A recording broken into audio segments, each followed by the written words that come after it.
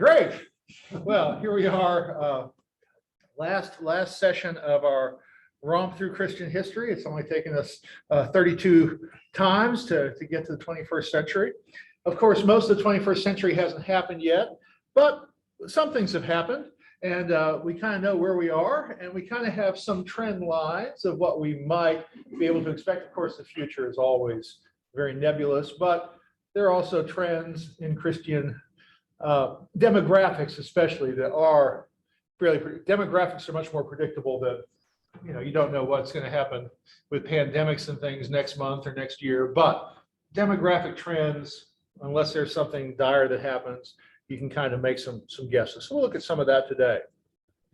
And really the biggest stories of the 21st century, and for that matter, the last couple of decades of the 20th century, is the decline of Christianity in Europe and in North America, and North America meaning non-Latin America, Canada and the US, and the rise of the church in the global South, Latin America, South America, Africa, and Asia, not counting Australia and New Zealand where it declines. So that's really the giant headline that we'll be looking at in some detail. We've already talked about this.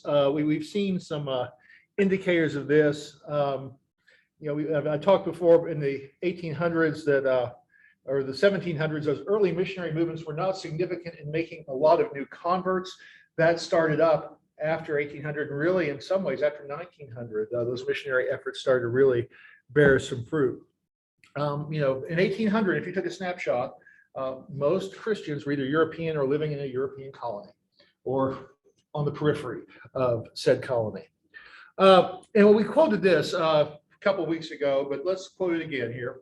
So our text says this so well. If in 1789 a Martian came and looked at where Christianity was in the world, they might assume Christianity was the Caucasian religion. All right, and there are a few exceptions. I mean, the Copts in Egypt and Ethiopia have been Christian for 2,000 years. And they say they go back to the book of Acts, chapter 8, and they've kept the faith. But by and large, it's been a largely Caucasian movement with some exceptions. And then the book says, if a Martian returned to Earth in 2000, you would find Christianity a world religion, firmly established in every continent among people of the most diverse and disparate origins and cultures, still growing, and most rapidly in the southern continents, especially tropical Africa and Latin America, and receding only amongst the Caucasians, to whom it seemed confined a couple centuries before. All right, so just a couple of graphs here. This graph is not all of Christianity, but it is Protestantism. It gives us a good snapshot. So the darker the purple, the more the number of Protestants in those countries, okay? Lighter purple or gray is nothing. Lighter purple shades are fewer Protestants, darker purple is more. So as we switch from 1938 to 2010, look at where the dark areas get lighter and look at where the gray areas get filled in. So here's 1938, here's 2010. So if you notice, America, England, Australia, Scandinavia, they're all getting lighter. And look at the growth in Brazil. And this doesn't even count the Roman Catholics in Argentina and Mexico and all that. This is just Protestantism. Heavy growth in sub-Saharan Africa there. I mean, it's just remarkable. And nothing in the Pacific Islands, and boom, every Pacific island has a firm Christian Protestant population. No, Britain's lighter, Canada's lighter, America's lighter, Australia's lighter, New Zealand's lighter. So Germany's lighter, Scandinavia's lighter. I mean, it's almost ubiquitous. So that's quite the change. And Brazil has a Roman Catholic population too, but just the growth of the Protestant church in Brazil is astounding. Venezuela, Ecuador, we still have Ecuador and Venezuela as part of the Episcopal Church. They haven't spun off yet as independent daughter churches. Yeah, go ahead, Bob. Is there a statistic that indicates that, for lack of a better term, folks with origins in the Southern Hemisphere within the U.S. and Canada are more Christian than? The only growth overall, there you can always find some church, some congregation somewhere growing. But the overall trend in the United States in 2020s, the only population of Christians that are growing in the United States are recent immigrants. Those who grew up with Christianity and tend to be more Anglo, recent immigrants are bucking the trend in the United States. So we'll talk about some of those demographics. Let's just throw some numbers up here. It's hard to see this in great detail, but there are columns here. So 2020 is right here, 2000, 1970, 1900, and then projections for later in the 21st century. But the first section here is just where they were as far as in countries. So 8 million in Africa, up to 639 million. That's incredible growth. Europe, meanwhile, 368 million Christians to 544, growth and a half. I mean, it's not 500 times like you're getting, or 50 times like you're getting here, 60 times. North America, 60 million to 280. I mean, it's significant growth 4 times, but nothing like 8 million to 640. What's the general growth of the population too? And there are, and that's, you have to take that into account too. When I was growing up, there were 200 million Americans. Now there are 330 million Americans. And so we haven't been keeping pace with inflated population numbers there. We'll look at some other numbers too. Here's another attempt at these same numbers, a different way of doing it, a graph here. So, and this is just percent of the world's Christians. So this is not absolute numbers, but in 1900, almost 70%, 2/3 of the world's Christians lived in Europe, and the next biggest is North America, about 15%, 14%. And then just the shift. Europe has plummeted, and Africa is the big story. Latin America has actually crested a little bit and then come back down, but it's still, as far as a percentage of the population, like Jimmy says, is growing so fast. Absolute numbers are going up. And this is percentage of the world's population. Africa has been such a dominant player these days that it just kind of swamps everything else. We'll talk more about some repercussions of some of that in a little bit. You want to say something, or you were? Okay, inhaling and okay. And we talked last week about the birth of Pentecostalism. That really is a 20th century movement, and started in Los Angeles, 1906-ish. But Pentecostalism has been an amazing story. Let's just look at, without Pentecostalism, let's look at all the different groups here. Same kind of thing, but tracking by Roman Catholic, kind of generic Protestants, not evangelicals. They're split out elsewhere in Pentecostals. But Roman Catholicism, certainly still the largest bunch. Almost half the Christians in the world are Roman Catholic. 1.2 billion out of 2.4 billion here. Protestants, gone from 134 million to 391 million, or 585 million worldwide. So there's some significant growth here, but again, as far as population, okay. The really amazing thing to me is, don't miss the Pentecostals down here. Non-existent basically at the turn of the century, 981,000, not even a million, and worldwide now 644 million. That's an astounding increase. And if you look, tracking trends, 1 billion Pentecostals, second only, larger than the rest of the Protestants, second only the Roman Catholic Church, projected by 2050.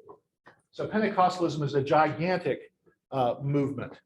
And that also doesn't count the fact that a lot of Protestants in Africa, or Roman Catholics in Africa, also happen to be charismatic. So if you add those numbers in, Pentecostalism and Pentecostalism light, you get an even more astounding set of numbers here. I mean, I am not Pentecostalist in orientation by any means, but the Holy Spirit may actually be doing something. It looks like there's something going on here with these numbers. When I went to Guatemala, I was expecting it to be mostly Roman Catholic just because of everything, but it was almost evenly split between Catholic and Pentecostal. It was really a question about which side of the. No, I mean, in little Lockney, Texas, where I taught, I mean, the Pentecostal Hispanic Church was booming. Not quite as big as the Roman Catholic Church, but so it's part of our story too in this part of the world, but certainly in Latin America. if you assume that if you go to Latin America, you're only going to find Roman Catholics, that ain't the situation anymore. There was a time, but this is not that time. Most of the mega churches unaffiliated. Yeah, they may have them slightly under evangelical here, perhaps. I'm not sure exactly how this group is breaking them down.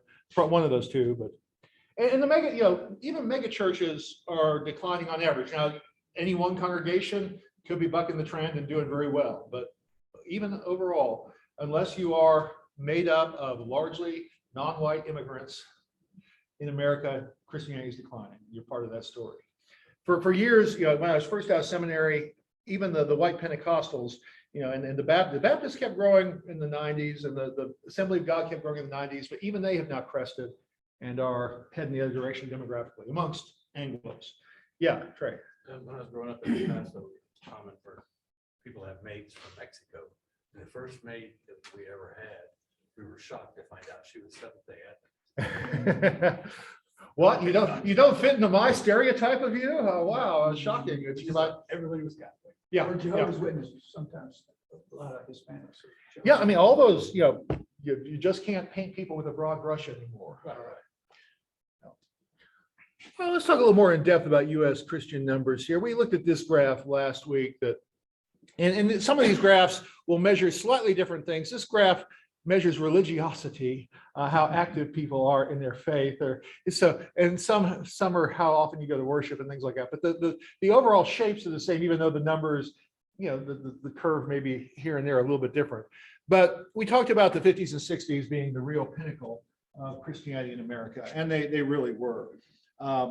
And we have fallen below where we were in World War II era.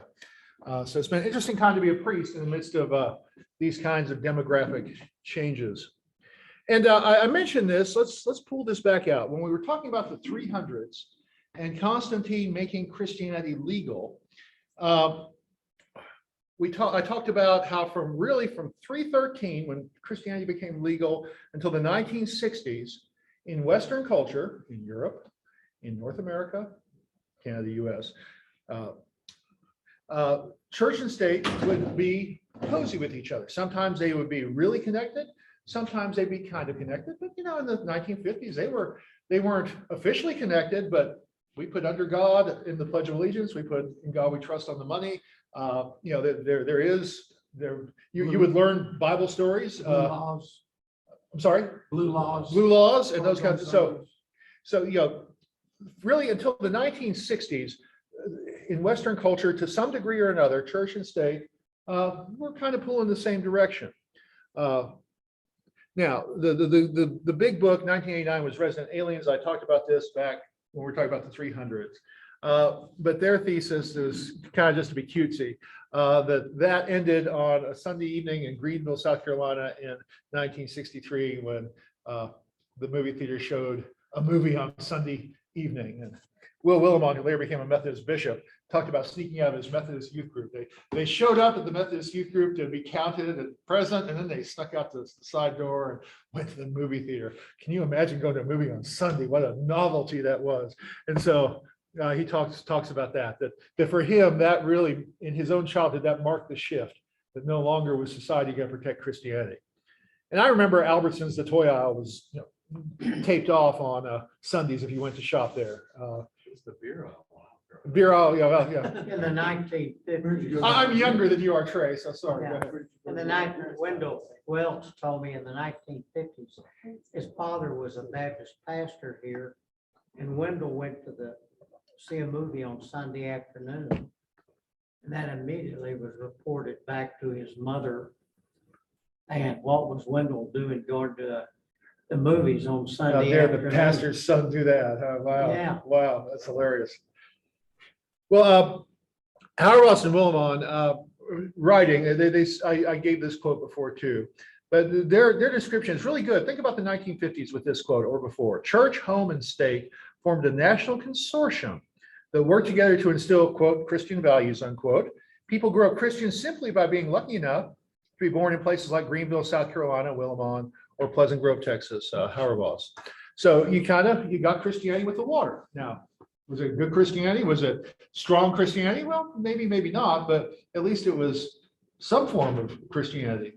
And you learn things in the culture. And, I have to assume now that people that walk in the door of this church don't know Bible stories. There was a time in the 60s, a preacher could say, the prodigal son. And even if you weren't a Christian, you would have some familiarity with the story. I assume no familiarity with that story. I have to explain it. And I've operated under that presumption for all of my ministry since 1995 when I was ordained. It's a different kind of world. Yeah, Bob. I think this goes with the religiosity of North America. It goes for all faiths. When I was a kid, whatever you were, you did it every week. You went every, when I remember sixth grade, 11, 12 was the day to be confirmed in the Catholic Church and in various Protestant churches. 13, of course, was bar mitzvah age. So literally about 2 o'clock in the afternoon, everybody just left school. My sixth grade class. To go off for religious instruction. The Catholic kids went to the Catholic church. Protestant kids, I went to Hebrew school.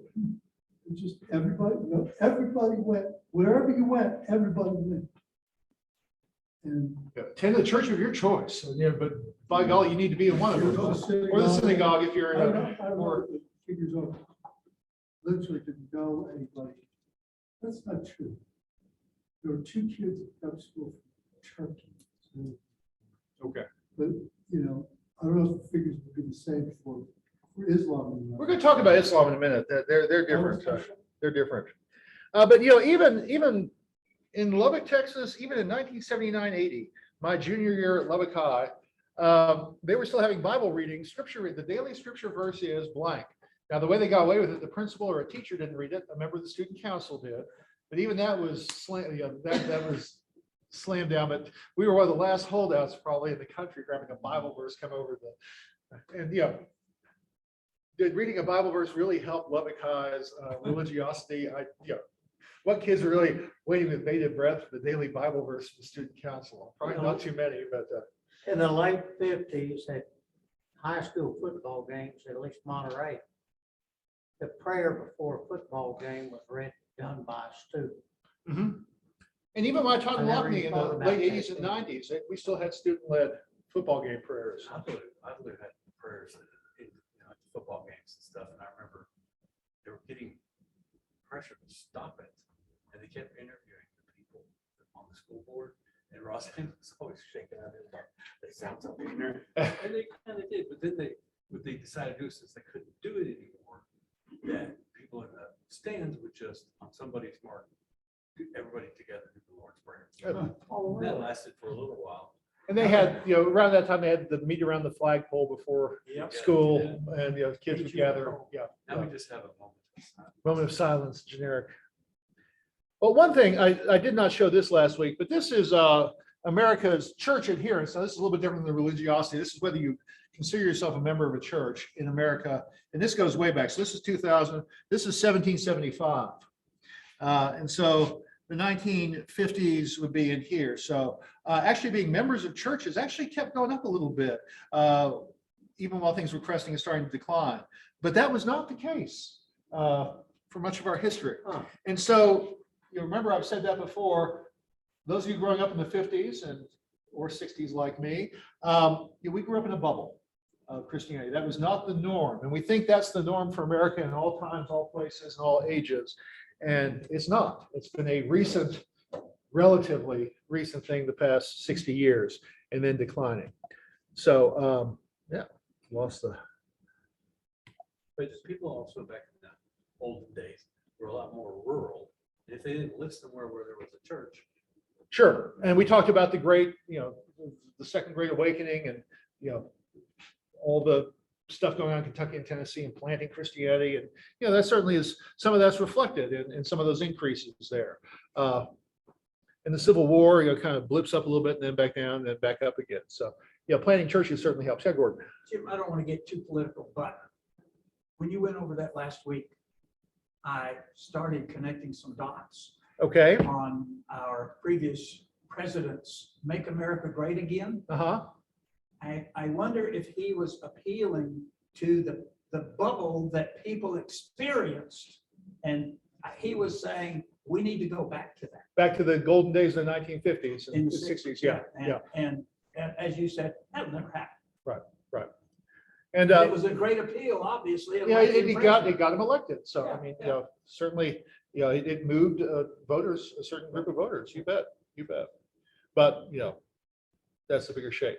So and this goes for other groups. So here's Lutheranism in America from 1780. Lutherans as part of the share of the population, cresting and then back down again.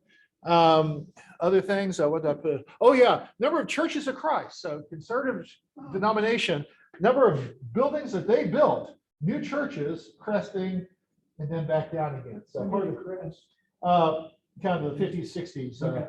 at 1200, 1600, 1200 again, and then only planting 100 new churches.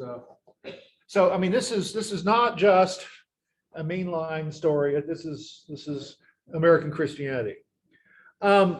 Here's another thing. This shows the Jewish numbers are doing pretty decent. Never been huge, Bob, but kind of holding compared to the Christians in a lot of ways. Other faiths, if you include Islam and that, we'll talk about Islam specifically. But evangelical, Catholic, mainline Protestant, all trending down, and then the magic grayish silver line there. And that is where the real story, one of the real stories of the 21st century is the rise of the so-called nuns, N-O-N-E-S. No faith or agnosticism or atheism. That has been a growing religion. And if you look, it's passing it doesn't pass Christians in aggregate, but it does pass any group of Christians. They've passed a number of evangelicals or Catholics, and certainly mainline Protestants they passed a long time ago. The no religion group is ascendant in our culture at this point. We call them nothingists. Nothingness. And here's so if you do aggregate all the Christians together, we do look a little better. But the trend is still downward, and the nuns have not caught up yet. But keep extending these two lines out, and you would expect that unless we turn something around, it might. Another chart here. This is actually kind of interesting. Did you attend church, synagogue, or mosque in the last 7 days? And again, the big crest is in the 50s and 60s there. But it's actually not horrible. There's still some attendance going on there. But there's a gap, and this graph shows an important gap. The blue is the 40 pluses, and the orange is the 18 to 39 crowd. And if you look here, the younger crowd is actually up above the older crowd for a little bit there. But this is more constant. It is trending down somewhat, but the bigger trend down is with the younger folks too.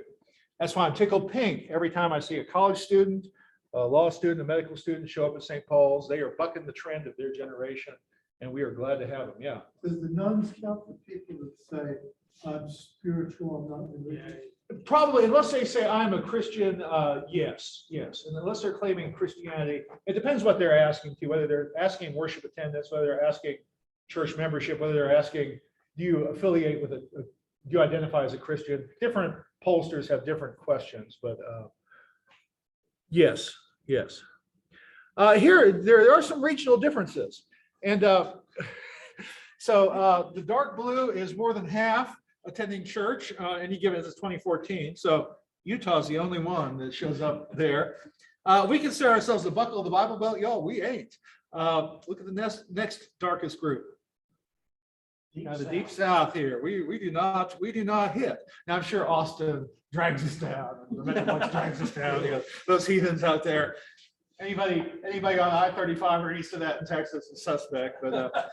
But we are not. Even Kentucky, North Carolina, Tennessee, South Carolina, they are ahead of us. So we're not much better than Nebraska. Good heavens, we're Indiana as far as we're with them.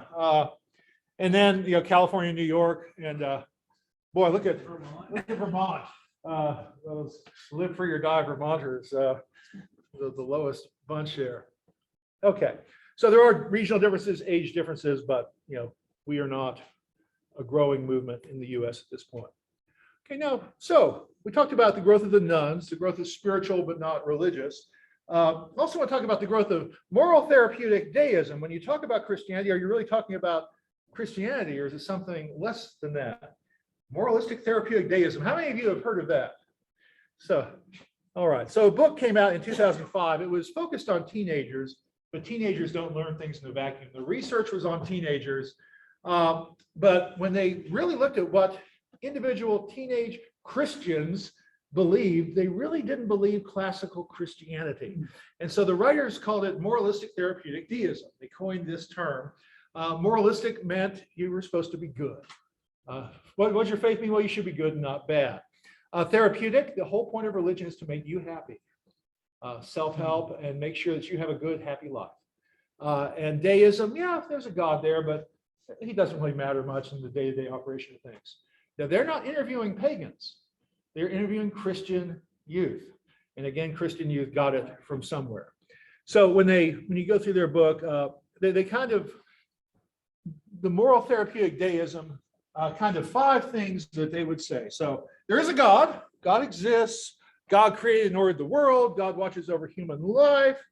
But what does God want? Well, God wants people to be good, nice, and fair to each other, as taught in the Bible and by most world religions. Most world religions are the same. Doesn't matter whether you're Christian or whatever. 3, the central goal of life is to be happy and to feel good about oneself. Not to love each other, not to serve others, but to be happy and feel good about yourself. Interesting.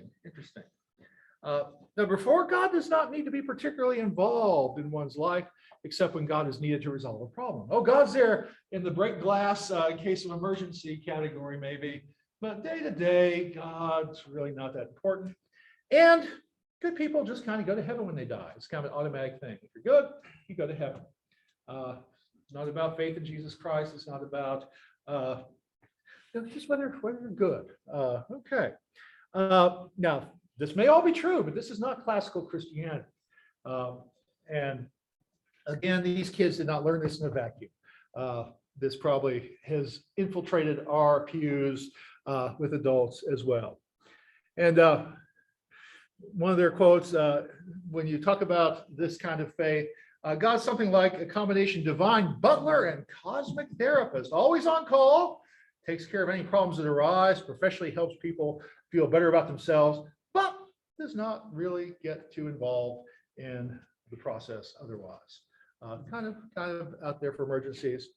And they say at one point, the problem doesn't seem to be that churches are teaching young people badly, but they were doing an exceedingly good job of teaching youth what we really believe, that the fault is with the adults actually believing this, and the kids are picking it up. Namely, that Christianity is not a big deal. God requires little, and the church is a helpful social institution filled with nice people. Now, imagine trying to sell it. Is there a reason to convert to such a faith? Well, not really. There's really no impetus for that. Where they see things as salvation in Africa, we see this in America. Interesting. So moralistic therapeutic deism. All right, nuns, spiritual but not religious part. There have been a couple authors recently that have been pushing back and say that they are religious, they're just not religious, capital R. They are worshiping something, it just ain't God. And in fact, I just picked up this book. I just started it, so I can't give you but I think this guy's on something. He's an Episcopal priest, blogger, not a rector. He is an associate somewhere, Alexandria, Virginia or something, David Zoll. So Seculosity is the name of his book. And so he talks about religiosity. Religiosity is about being religious, having religious feelings or devotion. And seculosity is about having religious replacements for devotion or replacements for salvation, seeking things that make you whole. Remember, salvation is being made whole. Are you made whole by the blood of Jesus Christ? Are you made whole by being baptized in the people of God and being fed by Christ's body and blood and formed into a new community? Or are you made whole by something else? And so his thesis, and I've just started it, is basically people in our 21st century culture are seeking all kinds of other things to make them whole. and they are given their allegiance and their devotion and their energy to those things. One thing I would add to me, Yeah, it says how career, so forth. and Right. so on. I'd add entertainment. yeah, we'll talk. I'll show you the full list. That's just their Okay. book cover. So I've said before, politics is something of a replacement religion, especially in the past 8, 10 years or so. People have started getting really religious about their politics. What you believe politically becomes more important than just about any other identifier in our culture for a lot of people. Folks don't even want to go to Thanksgiving dinner if somebody from the other political party is a member of your family. Folks don't want to marry somebody. I know lots of couples that cancel each other's votes, but that's becoming less and less common with younger groups. They don't want to marry anybody that's different politically. They're too different. If we vote differently, then we are too different as people to even cohabitate and coexist. Plus, if you're looking to politics for salvation, which I see on both sides of the aisle, then we need this to save us. It takes this view on this issue or this view on this issue, and we need these savior figures to come and do that. And so the book talks about a lot of different things, not just the things on the cover, but politics, but also busyness. We do worship. How are you? Oh, I've been so busy. But they're not upset they've been busy. They're bragging about being busy, and I do that too. Some people throw themselves into work. Some people throw themselves in their leisure activities. Especially in retirees. I mean, golf. I mean, oh my goodness, golf is a faith oftentimes. Romance. I've got to find the one person. If I just find the one right person out there, then I will be made whole and I'll be perfect. Or if I find the right political candidate, or if I find the right job, or it all is of a similar piece here. Or parenting. I've got to make sure my kids. So the heck with church, soccer games become much more important. My I love my kids, but I hope my whole world didn't revolve around them. Technology, with how many of us have our phones, our screens even out on the table with just in case something comes up. And I've got mine on silent during church, but it will vibrate. Technology, and food. It's been astounding to me with Facebook and things. How many people, I'm eating this meal. Here's my meal at the restaurant, or I just prepared this meal. Wow. Okay. Great. But if I just eat right, then I'm going to be good. I'm going to be eating right will save me. I won't die if I eat the right foods. Well, eat right, exercise, and die anyway, as the bumper sticker said. So okay. So seculosity. And I think of the old Bob Dylan line, you may be a businessman or some high degree thief. They may call you doctor, they may call you chief, but you're going to have to serve somebody. Serve somebody. It may be the devil, or it may be the Lord, or it may be politics or food or technology or your job or entertainment. And they do have a chapter about worshiping celebrities and things like that too. I didn't put that on that list, but you're going to have to serve somebody. Humans are hardwired for worship, and if they're not worshiping the living God, they're going to find a replacement, an idol, to replace God with. And he talks in the book about enoughness. Instead of being right with God or doing the right thing, if I can just get enough of whatever it is, blank, I'll be satisfied. But you're never satisfied by things that cannot ultimately be satisfying. So no perfect food, partner, child, political candidate, and until you find that, it'll never be enough, and so you're stuck. Okay, real quick, shift to the global third world here. The expert on this topic is an Episcopalian. He was Roman Catholic, he converted to us. Philip Jenkins. He was a professor at Penn State. We've now got him in Texas. In his 60s, he decided to relocate. They made him an offer he couldn't refuse, apparently, at Baylor. And so he's at Baylor now. He's pushing 70 at this point. But at the turn of the century, he was the guru. He was the one that was going out to the third world and studying why Christianity was working there and how it was different from America. His two biggest books are The Next Christendom. We may be post-Christendom in the United States, he's saying, but it's happening right now in the third world. And the new faces of Christianity, believing the Bible in the global South. But they actually take this stuff seriously. They're not into seculosity. They're not into moral therapeutic deism. They believe in Jesus Christ, or they believe that Allah is, that only God, Muhammad is his prophet, and they are serious about their beliefs in these parts of the world. So Philip Jenkins, in fact, he says the Christians in the global South, because of their backgrounds, tend to be closer to a biblical worldview than most in the North. And even if you're in a big city, you may have a parent or a grandparent in a more rural village. And he said, when's the last time an American has seen a goat sacrificed? A lot of Africans have seen goats sacrificed. It may not be their everyday occurrence, maybe when they go home to grandma's house in the summertime, but they've seen goats sacrificed for whatever local magical deity those goats are being sacrificed to. And so they have they understand the Bible in a way that we just don't get. His big example of that is wonderful. Forget which psalm it is. Shoot. Those who sow in tears will reap with songs of joy. Those who go out weeping, carrying the seed, will come again with joy, shouldering their sheaves. And he's saying never understood that psalm until an African Christian was telling him that was his favorite psalm verse. Saying, and why? Why? Well, do you understand what it means to weep when you sow? It means you're taking food from your hungry children's mouth and throwing it in the ground on a bet that will grow and provide more food. And so you sow with tears. And he said, as an American, I had that's not our radar screen at all, but they know the pain of sowing seeds and the joy of a harvest in ways that we don't. They also understand things better, though occasionally they have problems with things like the prodigal son. They think the prodigal son, both brothers should be slapped and banished by the father. Such a radical version of God's love. So, but they understand what Jesus is saying. The shocking part of the parable is how bad both sons are, and yet how much God loves them. Also, Christians in the global South tend to be more Pentecostal or charismatic. He talks about that. He tells a great story of an evangelical free covenant pastor who was in Africa, and it's a conservative, not quite mainline, but conservative evangelical group. But the pastor just walking in the back of an evangelical free, one of his churches, and the ushers, welcome.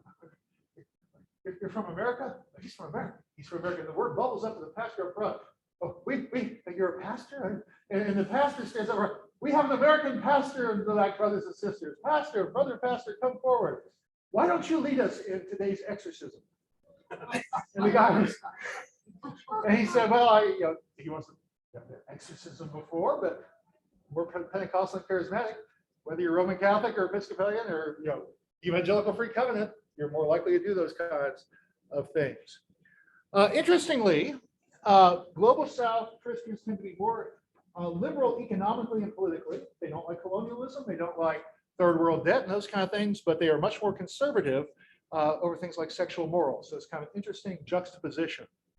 And as they grow in size, they're going to grow in influence as well. Already, liberation theology came out of Latin America in the 70s and 80s. That God has a preferential love for the poor. The rich are okay, but God really loves the poor. And so we need to be on, and some of that's Marxist, and we don't need to go into all that, but that's coming from the ground up out of third world Christianity there. And it's taking over on Africa and Southeast Asia too. Yeah, it's jumping cultures, yes. And since Christianity is exploding in some of the same areas where Islam's also growing, there are going to be tensions. There is some violence that happens, especially in sub-Saharan Africa and in Southeast Asia. And so I think it's important for me to note here as a pastor, extremist Islam is no more common in the world than extremist Christianity. It does make the headlines, though. The thing that united Palestinians I met in Israel and Jews in Israel is they didn't like Western media, because they said you point your camera at just a few bad things we do and you miss all this other stuff. We had a Jewish tour guide, a Muslim bus driver, and we're a group of Christians. And they work together so well. The Muslims need to take Friday afternoon off for prayers. And the society, the Jews and the Christians pick up the slack. The Jews have to take Friday night and Saturday off. The the Muslims and the Christians pick up the slack. Christians take the few Christians take Sunday off, and it was I was very impressed with how well they worked together and played well with each other by and large. Now, there are bombs, there are rock throwings, there are terrorist incidents, but so I would say, we need to be very careful. Extremist Islam is no more common than extremist Christianity. And there are some horrible Christian things that are done in Africa too. And yeah, we've had to deal with some Muslim terrorists, and 9/11 is horrible, bombings are horrible, videos of beheadings are horrible. But how many people get beheaded in a video? Well, maybe 1 to, 24 on the beach. You're not, and we're shocked by it. We're not, and how many people died in 9/11? 3,000, 4,000. There was, that's a bunch. It's horrible, but it's not a million. It's not 100,000 even. I mean, these are smaller things than we sometimes think about because we focus our attention there. We also need to be very careful to remember that we've got a lot of Muslims in this country, and they are a growing bunch in this country. And by and large, they are quote unquote normal Americans. I say at the bottom here, I would not want to be judged by the Christianity of David Koresh or Jim Jones or Timothy McVeigh. And so we shouldn't paint all Muslims with the broad brush of extremists. And here's where, I love George W. Bush. The way he handled things, I thought was so good after 9/11. Went to a mosque within a week, less than a week, in Washington, and said the face of terror is not the true face, the faith of Islam. It's not what Islam's about. Islam is peace. And he could have ramped up the country. He could have said Islam is the enemy. He didn't. And he started talking then, and other politicians started talking about Jewish, Christian, Islam faith, the Abrahamic faith. We do share something in common. And a few days after that, joint session of Congress, the terrorists are traitors to their own faith. They're not mainstream Islam. The enemy of America is not our many Muslim friends, not our many Arab friends. It's a radical network of terrorists and every government that supports them. So Islam in the United States is growing. They passed the Episcopal Church about the turn of the century. So there are more Muslims in the United States than there are Episcopalians, and it keeps growing. It is projected to grow some more there. In fact, we are a highly Muslim area right here, Lubbock County. Look at this. And this is 2010, so it's probably grown since then. But we're in the orange. Red is the most by percentage, orange, yellow, green. So if you look, Amarillo and Lubbock, Odessa, maybe it's Midland. I can't keep Ector and Midland County straight. But, and I don't know what's going on in Dumas, but maybe a meatpacking plant or something, there's a few immigrants. But, look, we've got more Muslims percentage-wise in Los Angeles or Boston or Miami, Tucson and Phoenix. And do you feel that you're in a Muslim radical hotbed? Do you worry about Muslim terrorists when you go out the door in Lubbock, Texas? No. There are friends and neighbors. A lot of them work at the university and the medical school. Most likely, that draws a lot of Muslim folks to our country. So, Chicago is with us in the orange.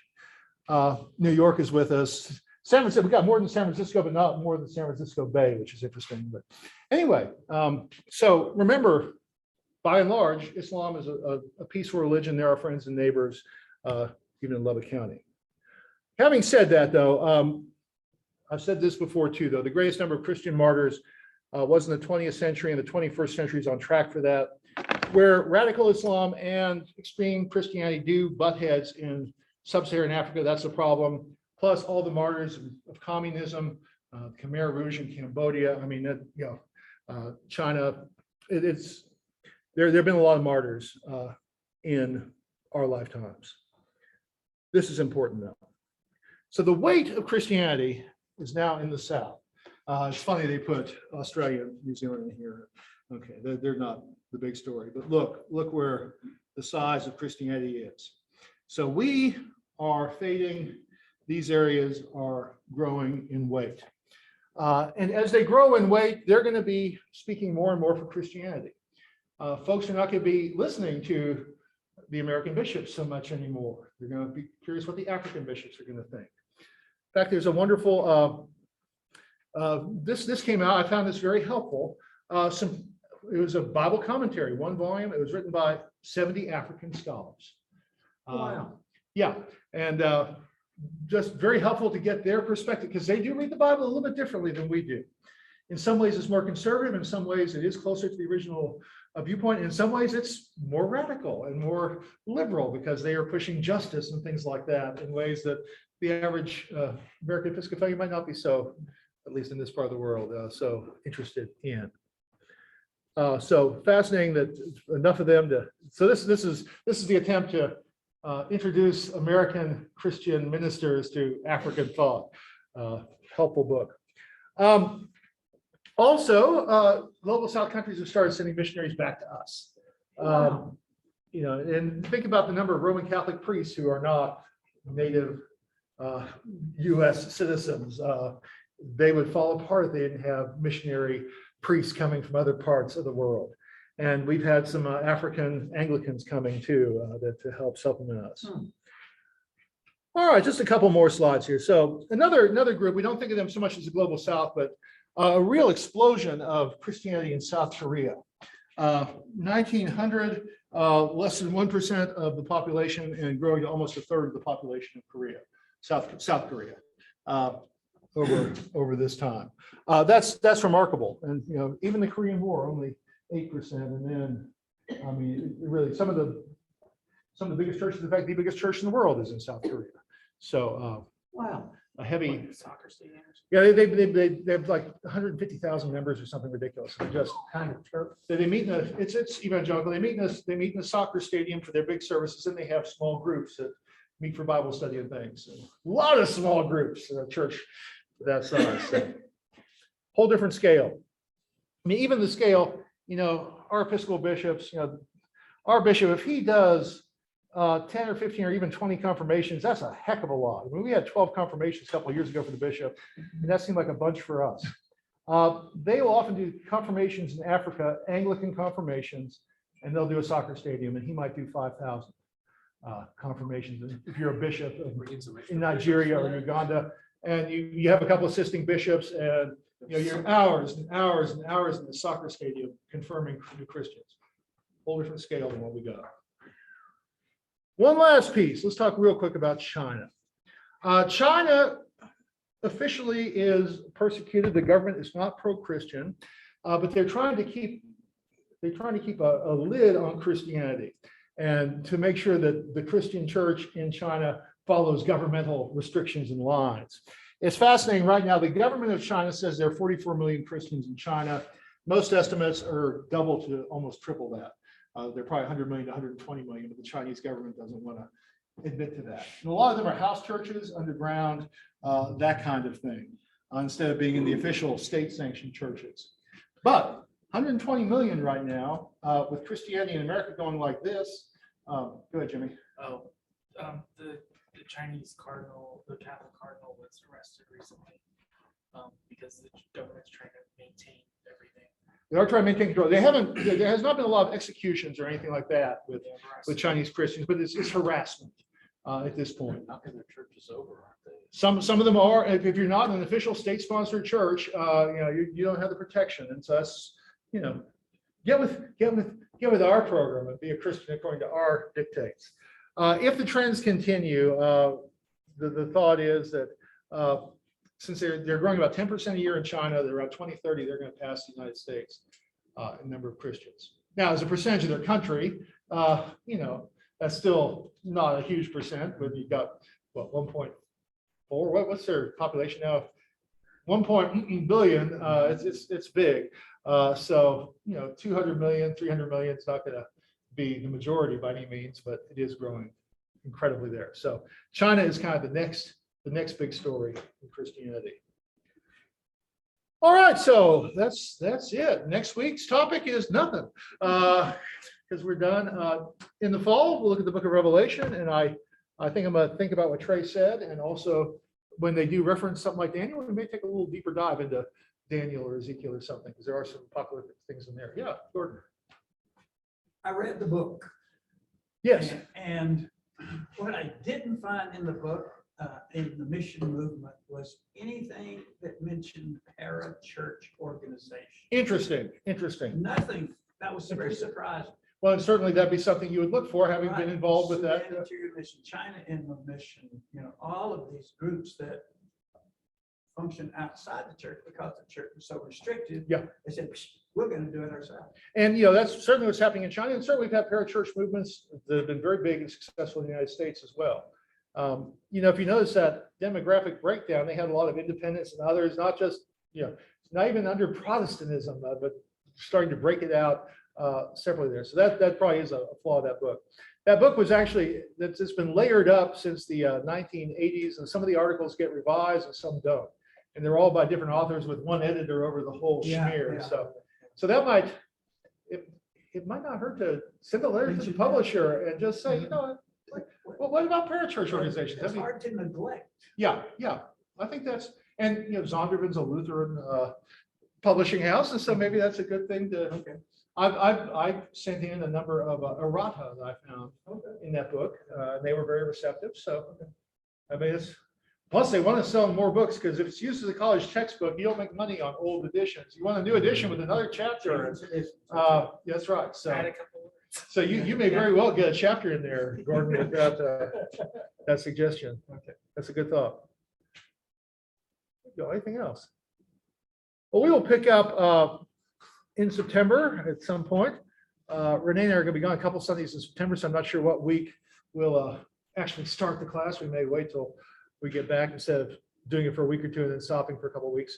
Or I may have Jimmy do something on Franciscan spirituality for a couple of weeks or something, and then dive into Revelation when I get back. Text will be Revelation. The text will be Revelation for the most part. Yes. And I might suggest there are some good books on there if you want to dig deeper. Good commentaries that are sane. We often think of Revelation as being the kooky book, and there are plenty of good. I spent a whole 5 days in a boring seminar on Revelation, and it was one of the best things ever. Eugene Boring is one of the great mainline experts on Revelation. And I had his book on the shelf on Revelation, great book. And he was going to be speaking. I drove from Kansas to middle of Missouri just to do that. And it was well worth it. So I joke about my boring Revelation seminar that was fascinating. Yeah. So we're not gonna do the late great planet Earth. No, we won't do Hal Lindsey. That's not. Well, very good, y'all. Well, Thank you, Jim. stop there. Yeah, my pleasure. I've enjoyed Thank you this. very much. I've enjoyed this. Very informative.